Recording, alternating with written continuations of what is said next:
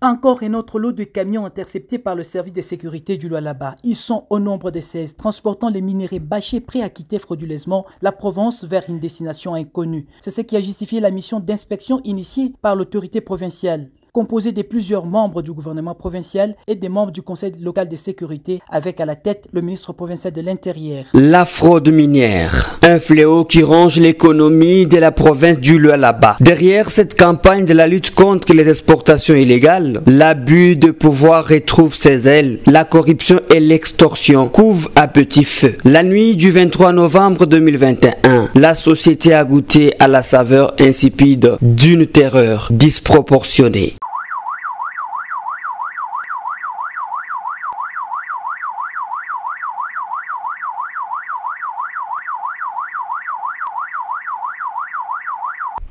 Dans la nuit du 23, c'était vers 22h passé.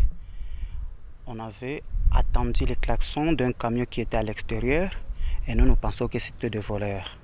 Alors nous étions paniqués, on avait allumé les alarmes. Lorsque les alarmes étaient allumées, on avait appelé la sécurité. La sécurité m'avait appelé directement, elle me dit non, il y a déjà les voleurs à l'extérieur qui sont en train de voler le camion qui est à l'entrée. Alors j'étais un peu paniqué, je me suis réveillé avec toute la sécurité. Nous étions partis là. En arrivant là-bas, on avait trouvé des hommes avec des armes, mais en tenue civile. Et par là, on avait paniqué parce que pour nous, on avait connu beaucoup de vols dans cette entreprise. Alors nous pensons que directement, ce sont des voleurs qui viennent. Après quelques minutes, on avait appelé l'intervention. L'intervention était venue. Lorsque l'intervention était venue, on a ouvert la porte et directement, il y a la voiture qui est entrée ici directement. Oh, vous avez refusé d'ouvrir la porte et pourquoi? Nous sommes le bureau 2 et nous sommes venus ici pour arrêter les camions qui sont dans la concession. Bon, moi je les ai demandé, on se présente d'abord.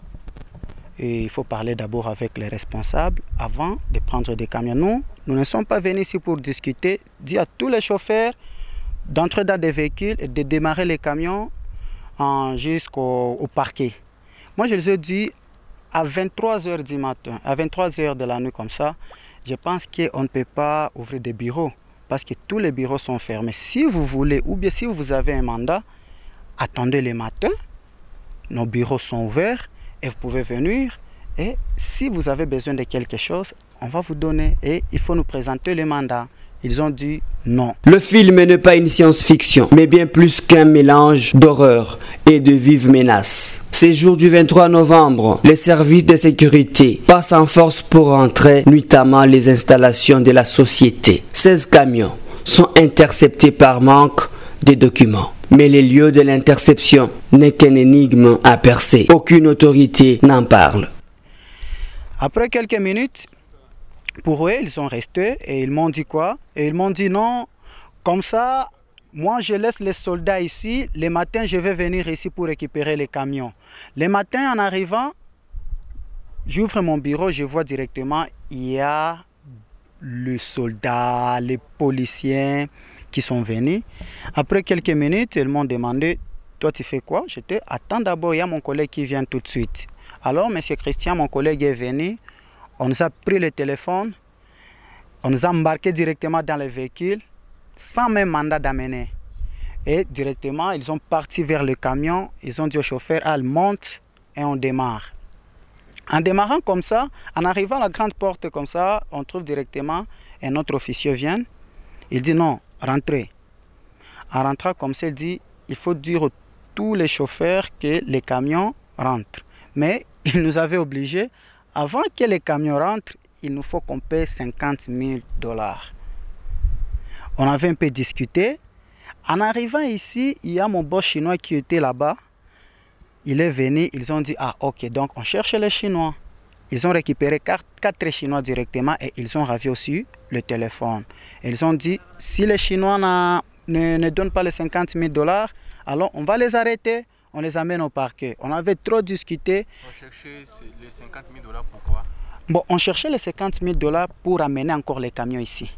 Parce que ils ont Ils sont partis avec des camions, alors ils ont demandé les 50 000 $ pour ramener encore les camions ici. Parce que si on ne donne pas l'argent là, ils ne ramènent pas directement les camions. Ça, c'était... Et pour que l'argent sorte, ils étaient obligés d'abord de bloquer les Chinois, de me bloquer et bloquer directement mon collègue. Et après, vous avez été libéré? Oui, après avoir donné cet argent, on nous a fait libérer. Combien? 3 000 $. Le dit camion n'ont jamais quitté l'enclos de l'entreprise pour une destination. Les images des caméras de surveillance de Mining Progress Company sont une preuve irréfutable de l'instruction des agents de sécurité à la base de ce que beaucoup ont qualifié de coups de filet. Un deuxième coup de filet de cette envergure depuis l'accession de Fifi Masuka Saini à la tête du Lualaba. Sur ordre de l'autorité, les membres du gouvernement que vous voyez avec moi, nous nous sommes déplacés pour venir constater l'arrestation de 16 camions. Ces 16 camions sortaient sans documents valables pour aller les vendre soit à Lubumbashi, soit à l'extérieur du pays. C'est donc 16 autres camions, en dehors de la situation des 17 camions que vous connaissez.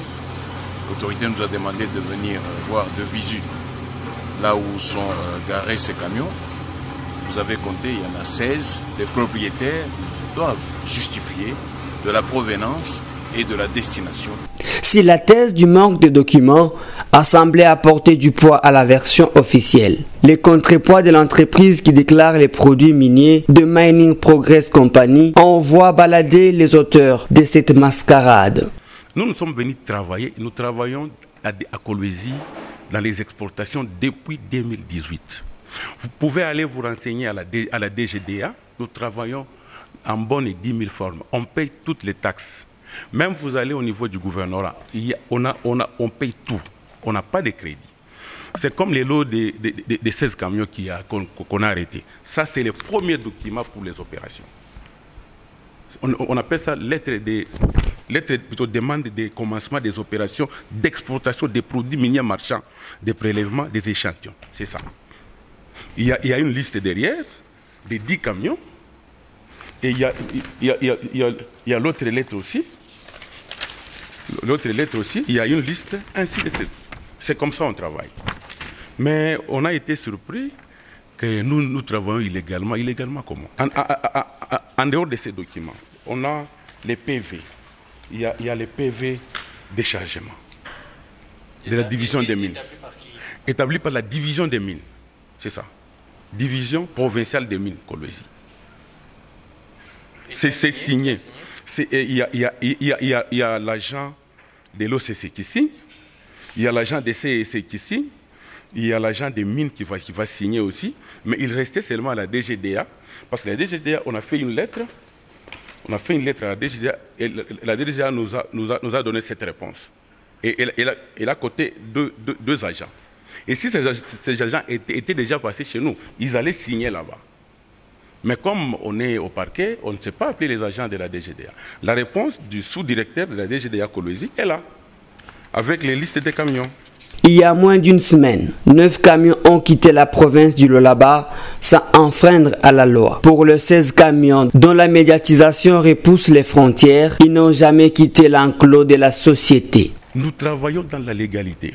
C'est pourquoi je vous recommande, vous êtes de la presse, allez-y à la division des mines, allez-y à la CGA, CEC, DGDA, Commerce extérieur, ils vont vous dire. Allez-y même au gouvernorat, on paye toutes les taxes. À chaque lot de camions, il y a l'opération finale, on a toujours fait une liste que les représentants du gouverneur, les conseillers en matière de mines signent pour faire sortir les camions. Oui, il y a de la politique dedans, il y a une main noire. On a demandé tous les documents au parquet, on a donné tous les documents, en commençant par les statuts. Est-ce que nous, on peut faire sortir les camions de Kolwezi vers plutôt Lubumbashi ou bien Kasumbalesa? Non. Qu'il aille s'informer. Nous, on a toujours fait toutes les formalités pour faire sortir les camions. On n'a pas commencé aujourd'hui. Moi, je suis un routinier, j'ai commencé à faire les exportations depuis 2006. Dans cette affaire, la commission ad hoc n'a pas connu la présence du ministre provincial de Mines, Jean-Marie Tuzainga. Selon nos informations, le ministre a été surpris qu'une commission soit instituée pour mener l'enquête. Il a été informé comme monsieur tout le monde à travers la télévision. Malheureusement, le ministre de Mines n'était pas là, il était en déplacement. Et d'ailleurs, même pendant que je suis en train de vous parler, le ministre de Mines était en déplacement, ce qui fait que nous ne devrions pas être avec lui. Nous nous sommes contentés d'obtenir le résultat ensemble avec tous ceux qui étaient là. Nous devrions faire une descente pour comprendre comment les choses étaient en train de se passer. Mining Progress détient des éléments solides